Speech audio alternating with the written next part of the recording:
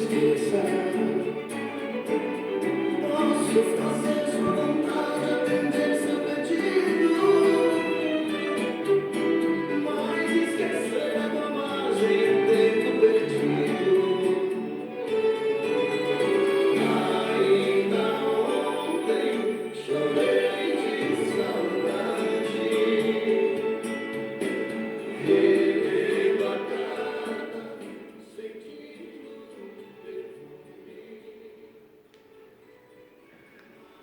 Muito bem, nessa aula de hoje nós continuamos o estudo dos circuitos amplificadores de áudio.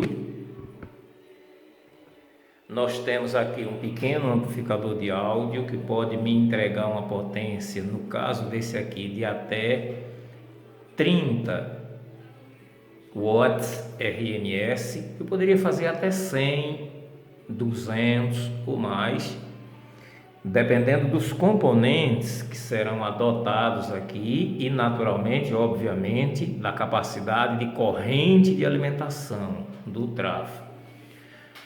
Os circuitos de áudio atuais, eles já utilizam fontes chaveadas. A grande maioria dos circuitos amplificadores de áudio de média e pequena potência, eles já fazem uso de pequenas fontes chaveadas. Mas a grande maioria dos equipamentos de áudio, principalmente de alta potência, e até os sons modernos que a gente vê aí nas lojas para serem comercializados, quando a gente abre lá atrás, percebe que tem um transformador muito grande, geralmente de corrente de 4, 5 e até mais, né? A média é 2 amperes, mais para os sons, mas eles podem chegar a 4, 5 amperes. Transformadores grandes. Por quê? Porque o transformador, ele além de permitir a isolação do equipamento de áudio das variações da rede elétrica, já que a tensão é induzida, a tensão não passa direto, então ela chega aqui direta da rede elétrica, ela traz as variações da rede elétrica. Então aqui vem ruídos da rede elétrica, transientes de voltagem, aqui vem uma série de problemas e de defeitos que a rede elétrica traz junto com a sua tensão, e naturalmente essas falhas, elas não passam para o equipamento de áudio, que é sensível a ruídos, justamente porque o transformador é por indução magnética, não há contato físico da bobina do primário com a bobina do secundário.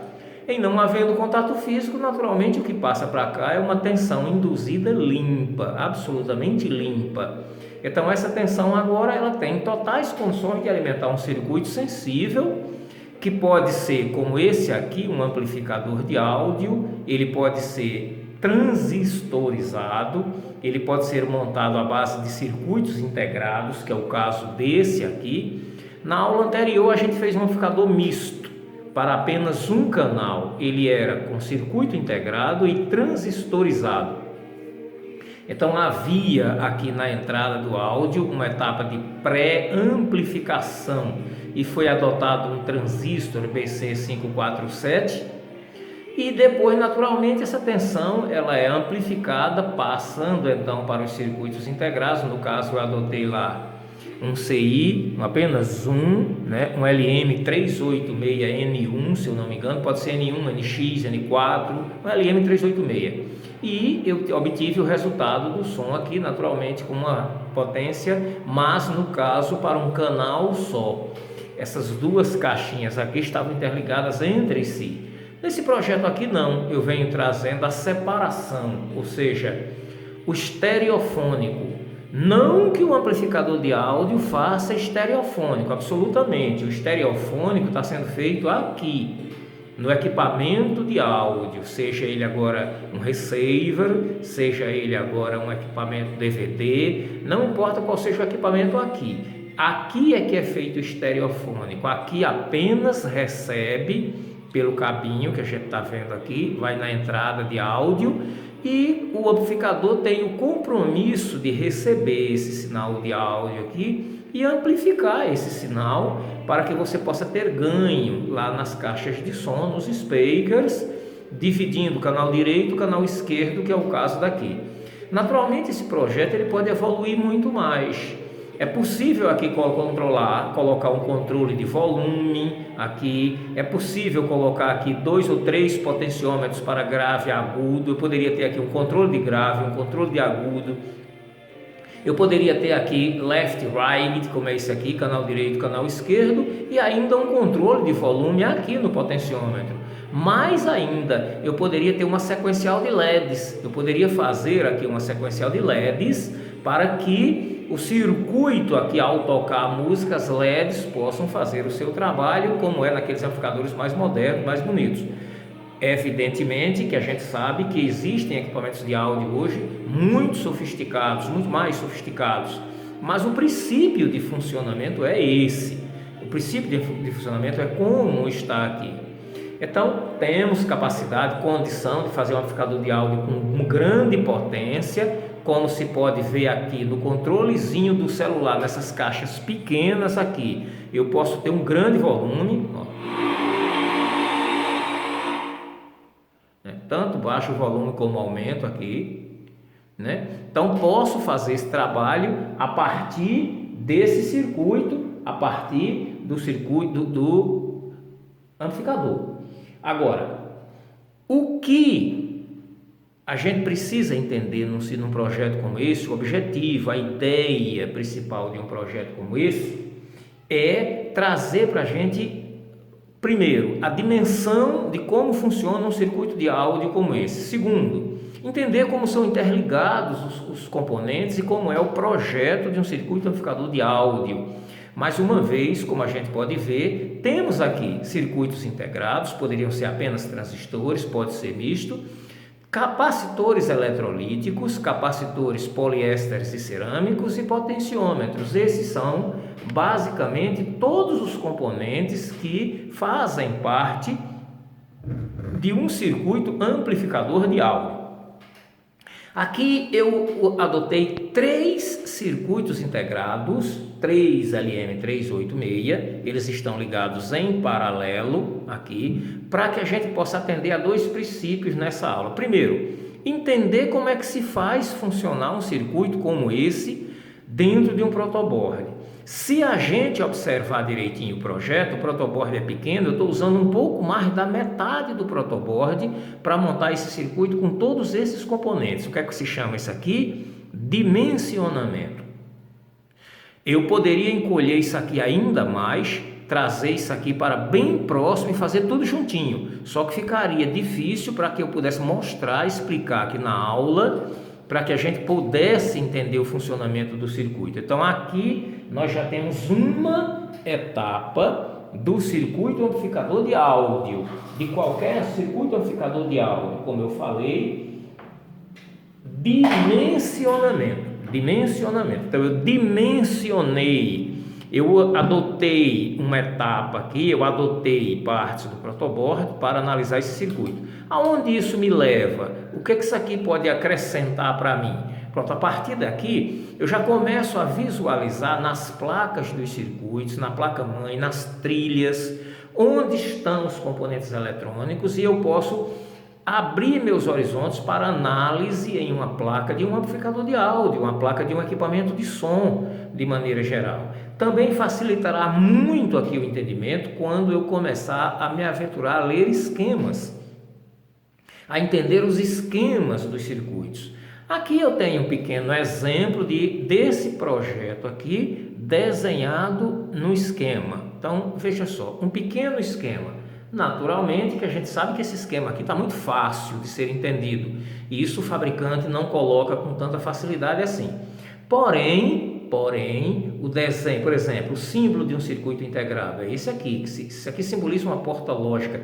Na verdade, esse desenho que a gente está vendo aqui de uma porta lógica é exclusivo de um tipo de porta lógica inversora, chamada NE ou NAND. Essa porta tem apenas uma entrada e uma saída, não é o caso aqui.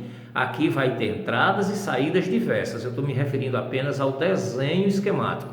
Esse desenhozinho aqui, não quer dizer que isso aqui é uma porta lógica, é apenas um desenho parecido com o desenho de uma porta lógica NE ou NAND, sendo que a porta lógica NE ou NAND ela só possui uma entrada e uma saída, e é uma porta inversora, não é o caso aqui. Mas a gente analisando esse circuito aqui, grandes coisas a gente pode aprender aqui, além do dimensionamento, que é saber como fazer as interligações de cada um desses integrados. Então aqui a gente tem, por exemplo, num circuito integrado como esse aqui, ligações em série e ligações em paralelo. Por exemplo, eu posso afirmar que esse terminal desse circuito integrado aqui está ligado em série com esse aqui. Eu já posso dizer que esse terminal aqui está ligado em paralelo com a tensão. Por quê? Porque ele está vindo para o terra e já no outro, lá em cima, está indo para uma linha de tensão. Então, o mesmo terminal, um está ligado no terra, o outro está ligado numa linha de tensão. Isso é um exemplo de um circuito paralelo.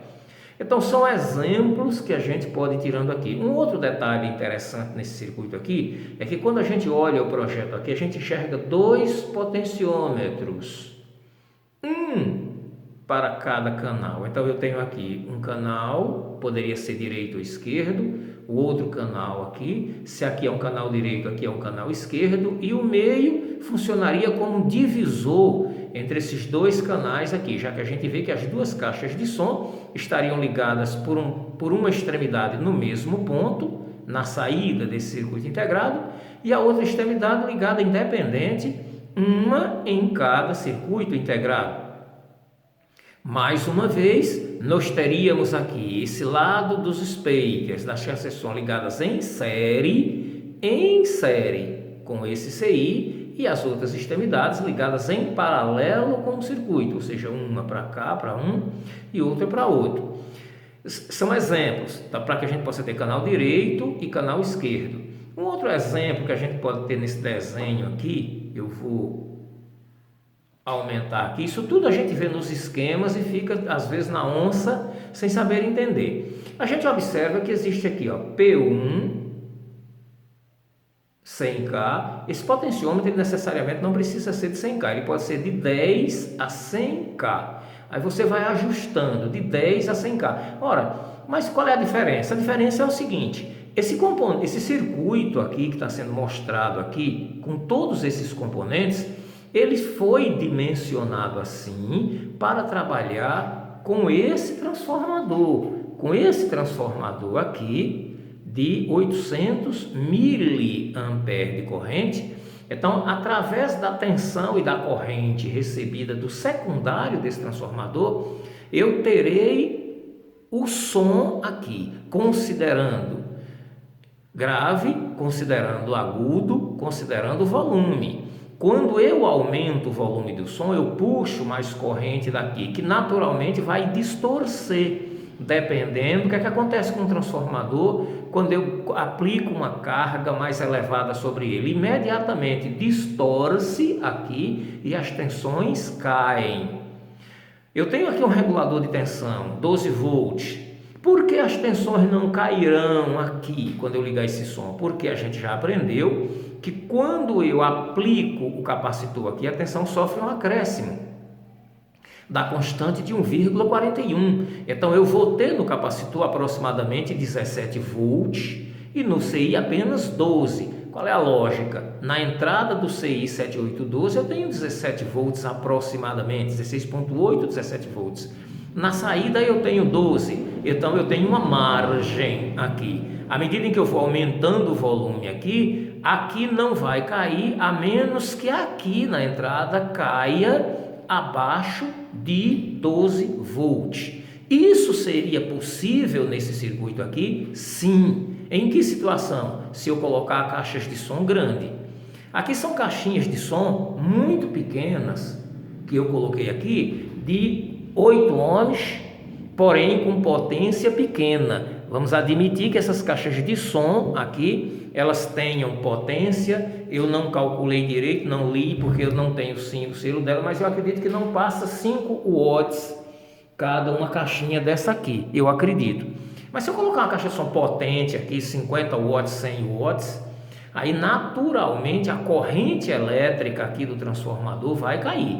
Quando eu ligar, as caixas são grandes, puxa mais corrente, vai puxar a corrente do transformador. Como o transformador não tem essa capacidade, o som vai perder rendimento, vai aparecer zumbido, ruído no som, uma série de problemas. Então está tudo relacionado com isso aqui.